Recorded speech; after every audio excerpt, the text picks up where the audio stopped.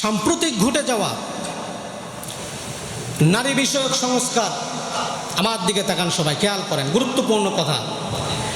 নারী বিষয়ক সংস্কার চেয়ে একটি কমিশন গঠন করা হয়েছে। বলা হয়েছে যে আমরা সবাই নারীরা স্বাধীনতা চাই। ইসলাম নারীকে স্বাধীনতা দেয় নাই, আমরা নতুনভাবে নারীর স্বাধীনতা চাই। নতুনভাবে নারীর স্বাধীনতা মানে এক নাম্বার তারা উল্লেখ করেছে, ওই নারী কমিশন গঠন করে এক নাম্বার উল্লেখ করেছে, সেটা হলো নারীরা, বিশেষ করে পতিতা যারা থাকে, এদেরকে পতিতা বাদ দিয়ে এদেরকে যৌন কর্মী হিসাবে স্বীকৃতি দিতে হবে। বলেন নাউজুবিল্লাহ। আরেকটু জোরে বলেন নাউজুবিল্লাহ। ভাইরা, এই আইন যদি বাংলার জমিনে পাশ হয়, বলুন তো দেখি, এই ৯৫% মুসলমানের দেশে যদি আমি আপনি এই আইন শোনার পরে, এই কথা শোনার পরে যদি আমি আপনি প্রতিবাদ না করে চুপ থাকি, আমার তো মনে হয় মুসলমানের রক্ত আমাদের শরীরের ভিতরে নাই। কথা বলুন ঠিক কিনা? পতিতাদেরকে যৌনকর্মী বলা হবে। আমার ভাইরা, এটা ৯৫% দেশের মুসলমান কখনো মানতে পারে না। আমরা ভারতের গোলামির থেকে বের হওয়া শুরু করে দিয়েছি, আমরা আবার নতুন করে আমেরিকার গোলামি আমরা করতে চাই না। কথা বলুন ঠিক কিনা? যদি সত্যিকারভাবে এই বাংলাদেশে এই পতিতাদেরকে যদি যৌনকর্মী হিসাবে স্বীকৃতি দেওয়া হয়, আমেরিকার যেই অবস্থা, অর্থাৎ আমেরিকায় শান্তি নাকি অশান্তি? কথা বলেন, শান্তি নাকি অশান্তি?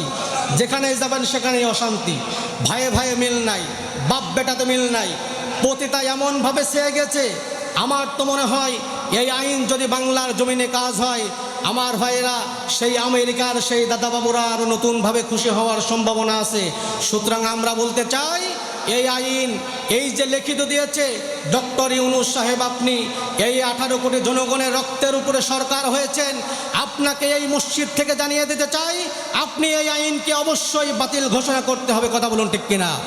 পতিতা এটা হলো হারাম, অর্থাৎ বাংলা ভাষায় হলো এটা হলো বেশ্যা। কথা বলুন ঠিক কিনা? বেশ্যারা কখনো যৌনকর্মী হতে পারে না। যদি তাই হয়, বাংলার ৯৫% মুসলমান আবার রাজপথে নামতে বাধ্য হবে আওয়াজ দিয়ে। কথা বলুন ঠিক কিনা? রাগ করলেন মনে হয়। এক নম্বর। ২ নম্বর বিষয় হলো তারা উল্লেখ করেছে, পুরুষ অর্থাৎ ছেলে যা পাবে মেয়ে তার অর্ধেক পাবে। এই হুকুম আমার নাকি আল্লাহ? সূরা নিসা খোলেন, কোন সূরা? যে একটা সন্তান, পুরুষ সন্তান যা পাবে, মেয়ে সন্তান তার অর্ধেক পাবে। অর্থাৎ পুরুষ যদি 2 ভাগ পায়, মেয়ে পাবে কয় ভাগ? এটা কার ফয়সালা? আওয়াজ দিয়ে বলেন, কার ফয়সালা? সুতরাং এই আল্লাহর ফয়সালার উপরে যারা হাত ঘোরাবে, এরা মুসলমান থাকতে পারে না। আল্লাহর ফয়সালার উপরে যারা নেতৃত্ব দেবে, আল্লাহর হুকুম যেটা বলেছেন সেটার বাইরে যারা কাজ করবে, তারা মুসলমান না, তারা কাফের হয়ে যাবে। কথা বলুন ঠিক কিনা আমার ভাইরা? আল্লাহর কথার উপরে পৃথিবীর কোনো মানুষের কথা চলে না। আল্লাহর কথার উপরে আপনার কথা চলবে না, আল্লাহর কথার উপরে আপনার বাবার কথা চলবে না। কথা বলুন ঠিক কিনা? আল্লাহর কথাই 100% ভাবে শিওর। আল্লাহু আকবার বলেন। আল্লাহ পাক রব্বুল আলামিন বলেন, নিশ্চয় পুরুষ যা পাবে মেয়ে তার অর্ধেক পাবে। নবীজিও তাই বলেছেন, পুরুষ যা পাবে মেয়ে তার অর্ধেক পাবে। এ মুসলমান বন্ধু, এই সমস্ত নারী কমিশনরা খেয়াল করেন, এই সমস্ত নারী কমিশনরা 2 নম্বর বক্তব্য তারা লিখিত দিয়েছে যে আমরা নারীরা বৈষম্যের শিকার হচ্ছি, অর্থাৎ পুরুষরা যা পাবে নারীদেরকেও তাই দিতে হবে। বলেন নাউজুবিল্লাহ। এই আইন যদি বাংলাদেশে পাশ হয়, শোনেন, আমেরিকায় বৃদ্ধ মা এবং বাবাদেরকে কোনো ভাত আছে নাকি? তারা কি ভাত দেয়?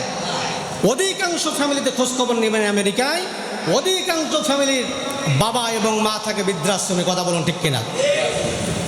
এই আইন যদি বাংলাদেশে শুরু হয়, কোনো ছেলে তার বাবাকে ভাত দিবে না, বলবে যে মেয়েকে অর্ধেক দিয়েছো, সুতরাং মেয়েরও অর্ধেক অধিকার, আমারও অর্ধেক অধিকার। এই যে দুইজনের গ্যাঞ্জাম লাগলো, শেষ পর্যায়ে দেখা যাবে আমাদের ভাগ্য হবে বাড়িতে না, আমাদের ভাগ্য হবে কোন জায়গায়? বৃদ্ধাশ্রমে। প্রিয় ভাইরা, এখনো সাবধান হন, দলাদলি বন্ধ করেন। আপনি যে দল করেন সব দলাদল বন্ধ। বাংলাদেশে ইসলাম বিদ্বেষী আইন পাশ হবে, বাংলাদেশে পতিতাদেরকে যৌনকর্মী বলা হবে।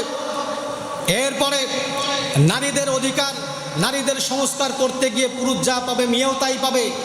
এই ইসলামের উপর আঘাত শোনার পরেও যদি আপনি চুপ থাকেন, আপনার দলকে আপনি এক পাশে রাখেন, ইসলামটাকে প্রতিষ্ঠিত করার জন্য সমস্ত মানুষকে দল মত নির্বিশেষে ঐক্যবদ্ধ হয়ে দুর্বার আন্দোলন করার দরকার আছে না নাই? আমরা অবিলম্ব বলব আপনার এই কাজগুলো বন্ধ